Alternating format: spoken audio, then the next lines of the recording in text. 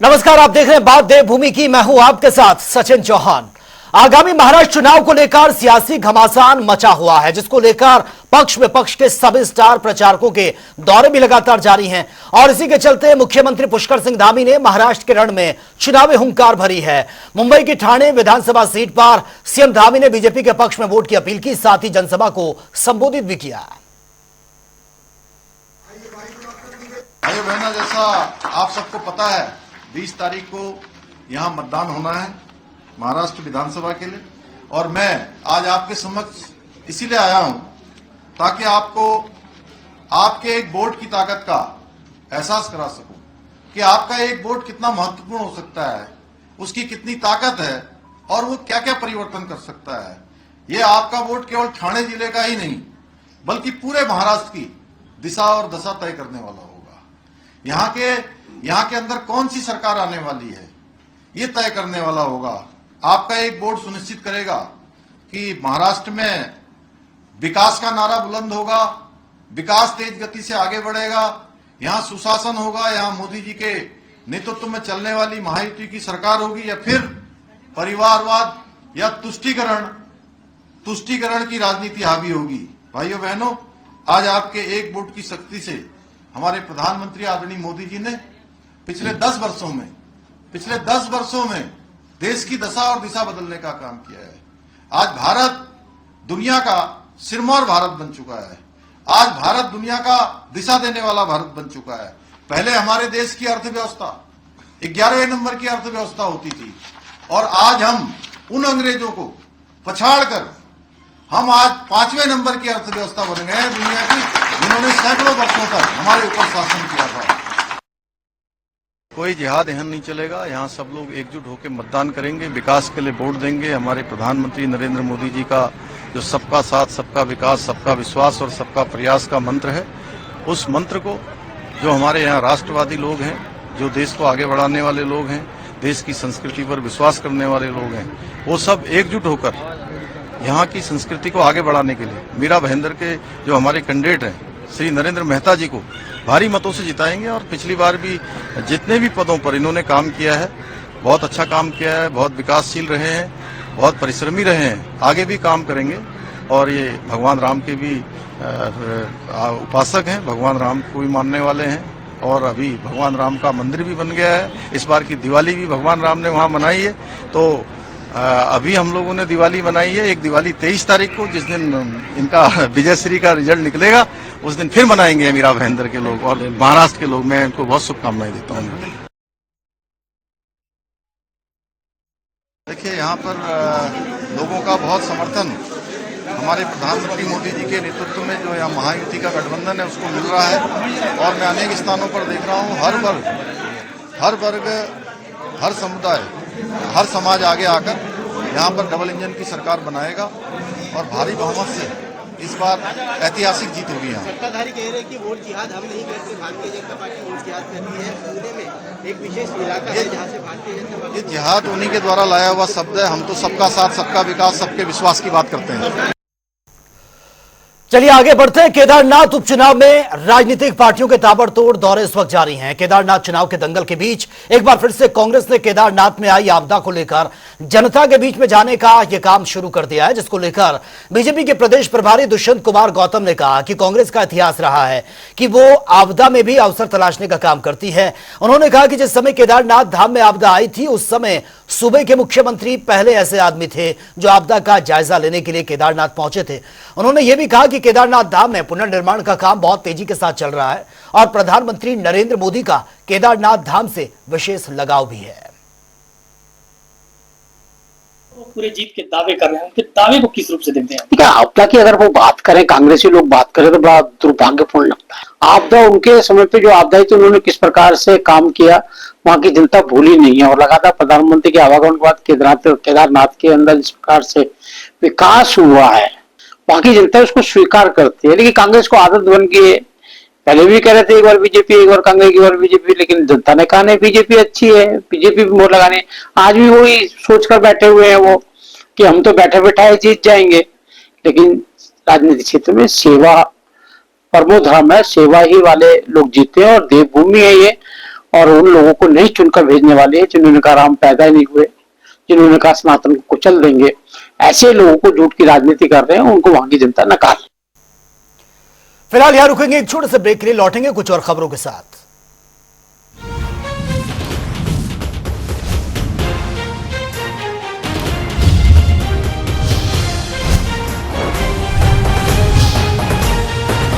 Engineer साहब, ये जो भाजपा महायुति अस्पताल बना रही है वो कब तक पूरा होगा? जल्द ही पूरा होगा और इससे सारे गांव को फायदा होगा।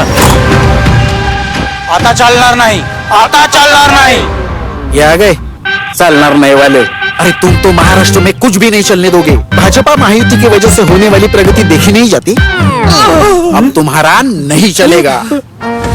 इन लोगों ने ही लगाई है वाट। अब सिर्फ भाजपा महायुति का साथ।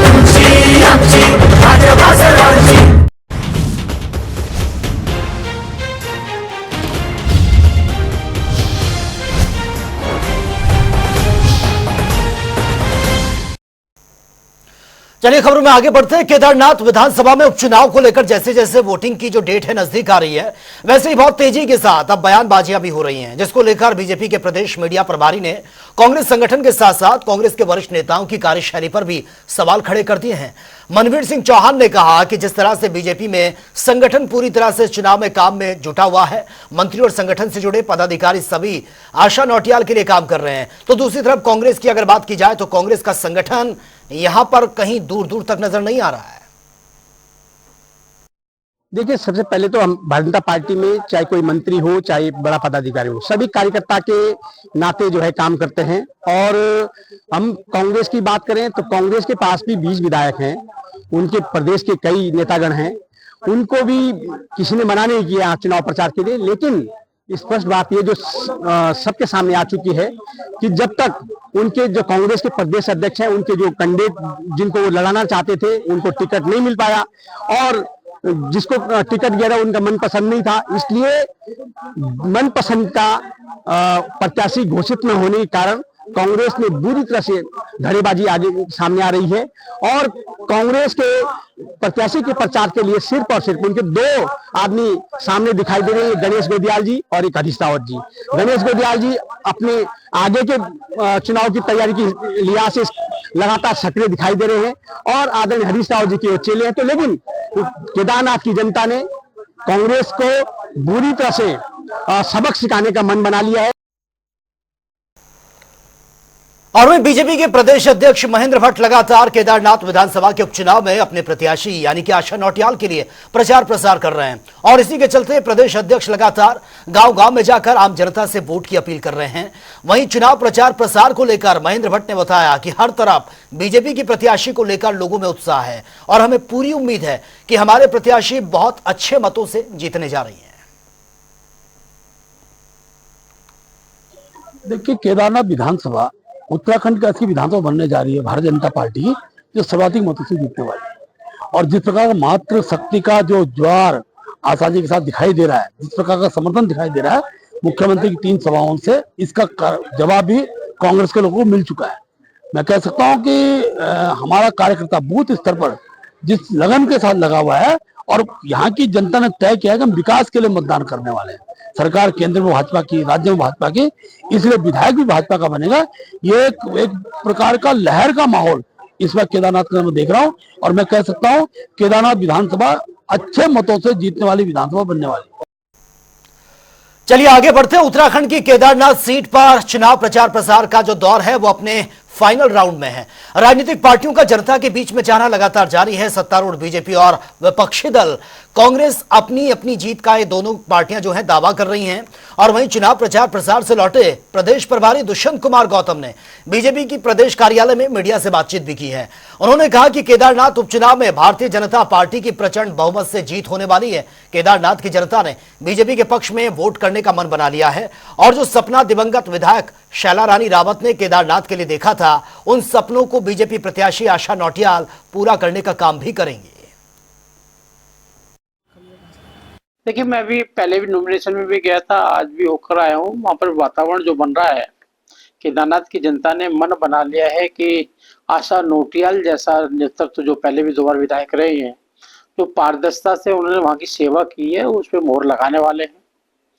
और जो पूरे उत्तराखंड के अंदर देश के प्रधानमंत्री नरेंद्र मोदी जी 10 दशक उत्तराखंड का होगा, उसके ऊपर प्रदेश के मुख्यमंत्री जिस प्रकार से काम कर रहे हैं, आपने देखा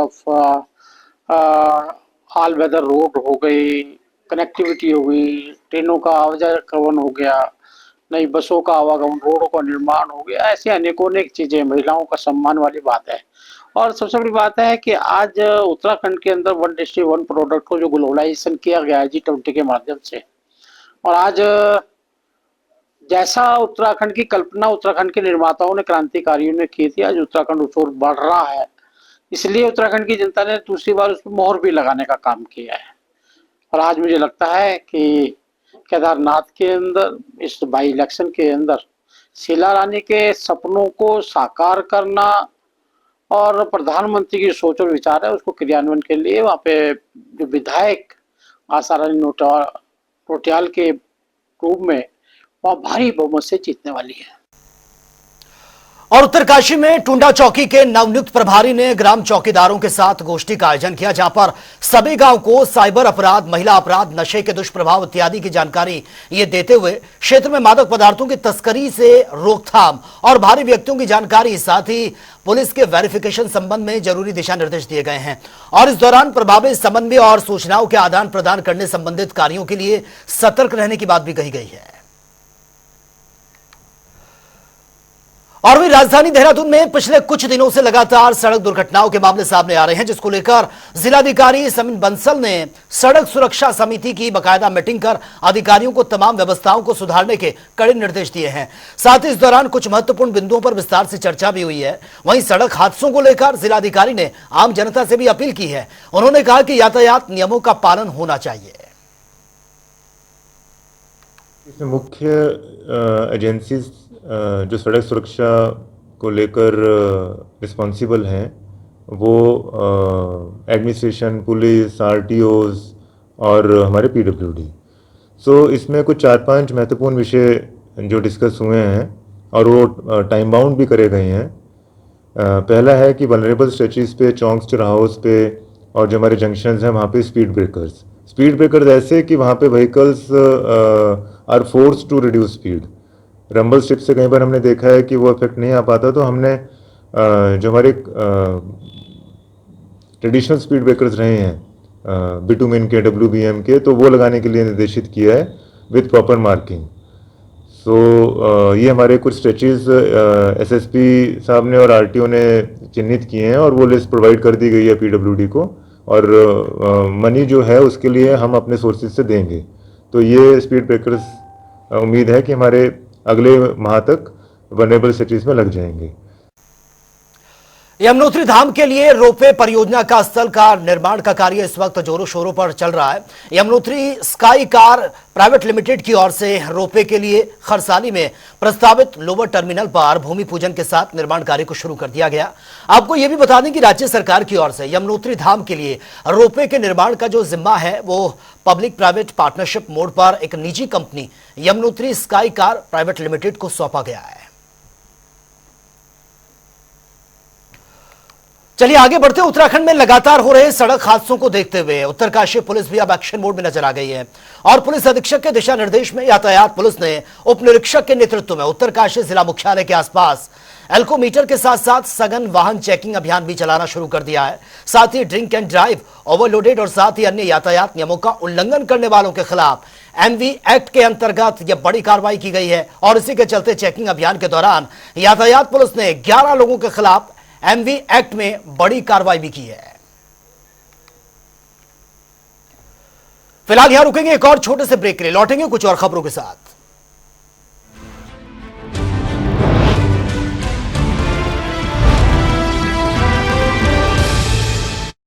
कांता, ओ कांता, ये लो पेड़ा, एक खुश खबर है। मेरे पास भी है। पहले मैं। नहीं, पहले मैं। ठीक है, तुम बताओ। लाड़की बहन योजना से जो 1500 मिलते थे ना, अब आगे से 2100 मिलेंगे, यही ना? हाँ ना? चल सबको बता के आते चलो चलो, अपनी भाजपा महायुति चुनकर आने पर लाड़की बहन योजना से 2100 मिलेंगे, इसलिए भाजपा महायुति को ही वोट दे।